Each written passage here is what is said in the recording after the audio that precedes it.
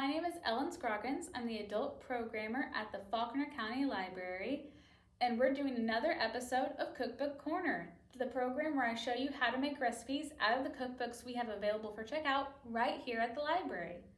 This week, our recipe comes from Nadiya Bakes, the cookbook by the winner of the Great British Baking Show. This is a brand new book we have that you can check out here. And we're going to be making upside down key lime cupcakes. All right, so we're gonna get started now. So for these cupcakes, what you're going to need, you'll need either one pan of 12 or 2 pans of 6. Pre-done with the cupcake liners, you're gonna need to preheat your oven to 350 degrees. You'll need sugar, you'll need flour, butter, 1 egg, baking powder, and a lime cut into 12 slices, and then cut those slices in half. And you'll need salt and vanilla extract. So first thing you're gonna do is you're gonna take your cupcake tins and you're gonna line the bottom of each cupcake with 2 slices of lime. Now this is the whole concept of an upside down cake or cupcake or anything like that, is that you've got some fun little topping that you're putting on the bottom that's gonna wind up on the very top. Always make sure to be very, very careful when you're slicing any kind of fruit or anything, but fruit in particular tends to have very tough rinds to get through. If you don't have a very sharp knife, then you need to watch out and make sure you're not gonna hurt yourself. I actually wasn't able to get quite 12 slices out of my lime, but that's okay. So once you have your cupcake tins prepared, you're gonna set them aside. And you're going to make your cake batter.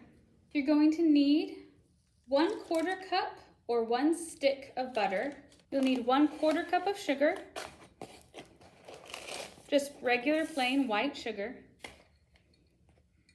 You need 7 tablespoons of flour, which is a little unusual, but we're always trust the recipe.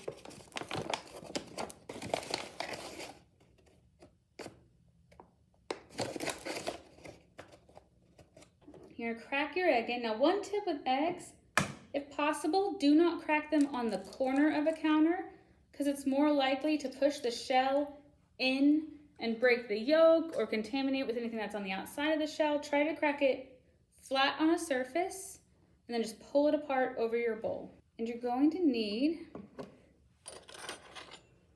a 1/2 tablespoon of baking powder and vanilla. I always have to restrain myself. I always want to add like 3 teaspoons of vanilla. And then you just want to put a little bit of salt in. The recipe specifically calls for a pinch. I usually find that to be between 1/4 and a 1/2 teaspoon. But it's really up to your taste when it's a measurement like that. It just means a very little amount. Once you have all the ingredients in the bowl together, you're just gonna start mixing.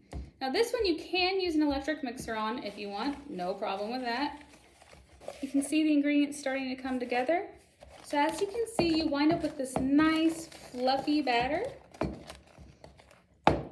It's a little thick, but it should be kind of shiny and very smooth. So if you see any lumps of butter, just make sure to mix them out. So once you have your cake batter all mixed together, you're gonna take a spoon and just spoon it out into your cupcake tins. It might be a little hard to get off, but that's okay. Just try not to fling it everywhere. That's easy to do. You're gonna wanna make sure to attempt to get an even amount in each tin as best you can. That one does not wanna come off. There we go. If you notice that one has a little less in it, you can leave it until the end where you can take any extra batter you have and kind of even out. Now once you have your batter in all your cupcake tins, you're gonna wanna smooth it over with this back side of the spoon It will spread out a little bit in the oven, but this just helps make sure it's going to be even throughout the liner. And now it may look like those aren't very filled, but this is not the only layer that we're putting on these cupcakes. So you don't need to worry about that. So just to make sure, if you want to try to even out a little more, you can kind of do very firm taps or even little slams. Do be careful if you start to flip some liners. You might want to hold on to them or go a little gentler. And then we're going to put those in the oven for 10 minutes. So now we're moving on to the lime curd. That's going to be our next layer on the cupcakes. For that, you're going to need 1 or 2 limes, 1 egg, 2/3 cup of condensed milk, 2 cups of heavy cream. So first you need to zest the lime. As a reminder, if you didn't see our last episode, this is a zester. It's basically just a special type of grater that has very sharp, very tiny holes that helps get the very top layer of skin off of citrus, which is called the zest. When you're zesting, you want to make sure that you stop when you start seeing white, because that is called the pith. It's very bitter. It does not taste good. You want to get the colored parts of the skin off, because that's where all the delicious oils and flavor are. Once you're done zesting the lime, you're going to want to juice it. So you just cut it right in half like you can see. Make sure that you're on a careful worktop. To juice it, you're going to want one of these. They're often called citrus reamers or citrus juicers. They're just a very simple tool that's going to help you get all you need out of it. You put it right in there upside down and you just press down. You can see all that juice coming out. You want to squeeze pretty good. And once you've got that in the bowl, you just set that aside for a moment. Start with putting in your condensed milk. Again, it calls for 2/3 of a cup. So if you just want to be sure, you can measure it out if you don't want to just assume it's the can or you don't want to eyeball it. Yeah, see, my can was a little bigger, so I'm glad that I measured it out. And then you're going to want to crack your egg. As a reminder, you want to do it basically one good hit flat down on the counter, and you just pull it apart into your bowl. You're going to let that drop that zest in there. Add the juice. And all you need of this is 1/2 cup plus 2 tablespoons. So this is a 1/4 cup, so I'm measuring 2 of them.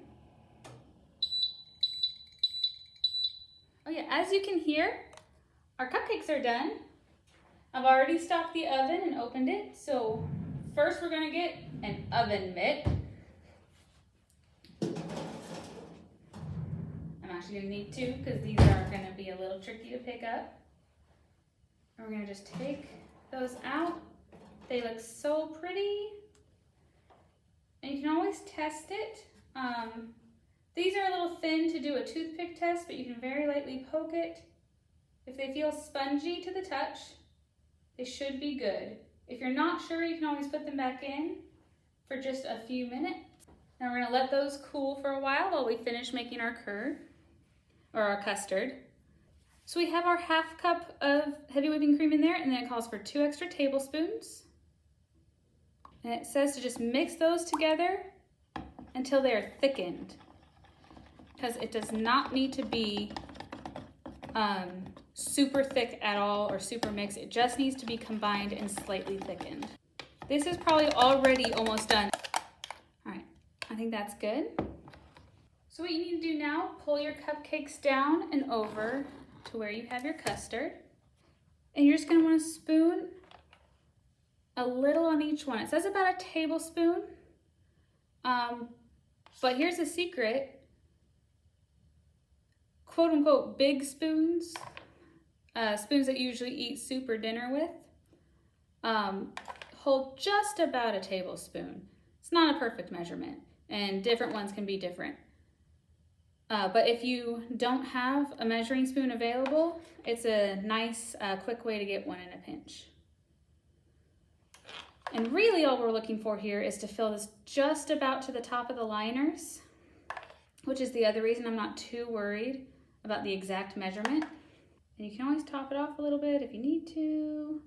You are going to want to not quite fill it flush with the very lid. It's true that it's not going to rise very much, but we have one more step that we're going to need just a little bit of room for.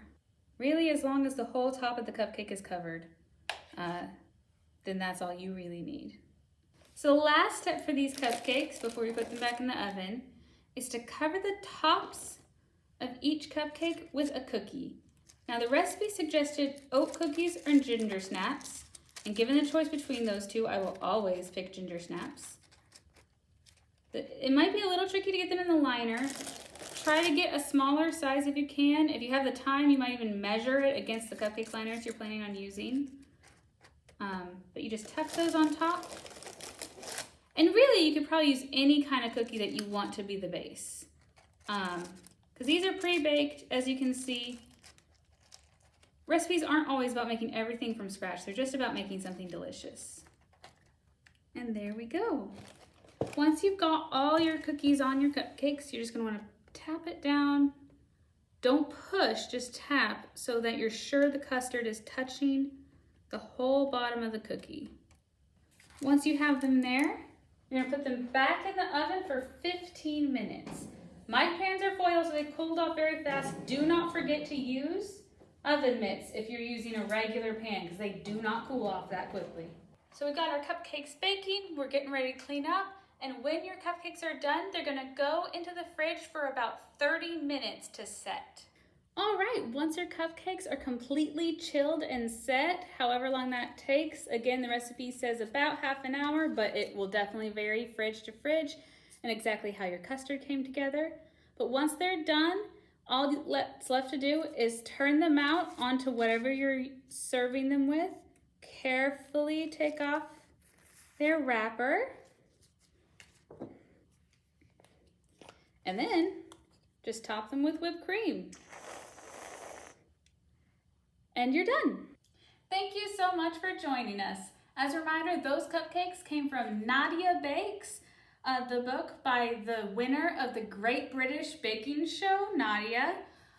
This is actually a brand new book we have here for you to check out, so come on by, find that for yourself. And if you want to see more videos, don't forget to like and subscribe, and we'll see you at the next Cookbook Corner.